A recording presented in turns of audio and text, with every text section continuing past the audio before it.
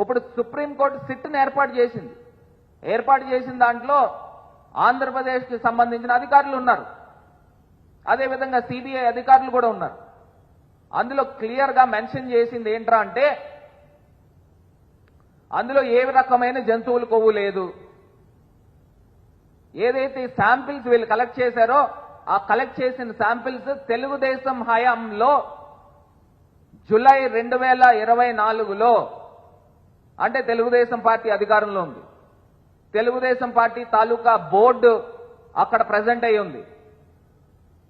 మరి అదేవిధంగా తెలుగుదేశం పార్టీ నియమించిన ఎగ్జిక్యూటివ్ ఆఫీసర్ ఉన్నారు.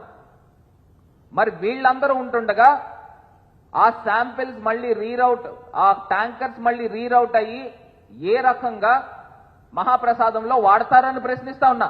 దానికి సమాధానం ఉండదు, దానిపైన యాక్షన్ ఉండదు, దానిపైన ఈవోని సస్పెండ్ చేయరు. మీ ప్రభుత్వం టీటీడీ బోర్డు పైన యాక్షన్ తీసుకోరు. ఎందుకు తీసుకోరండి? ఇంత అన్యాయం జరుగుతున్నప్పుడు. ఇప్పుడు శాంపిల్స్ సిబిఐ తీసుకున్న శాంపిల్స్ కూడా ఎన్డీఆర్ఐకి కానీ ఎన్డీడీబీకి కానీ పంపించి తెలుగుదేశం అధికారంలో ఉన్నప్పుడు తీసుకున్న శాంపిల్స్. ఇప్పుడు ఎవరిపైన కేసులు కట్టాలని అడుగుతా ఉన్నా. ఇంత దుష్ప్రచారం చేసినప్పుడు చంద్రబాబు నాయుడు గారి పైన, పవన్ కళ్యాణ్ గారి పైన వీళ్ళు దోషులు కాదా?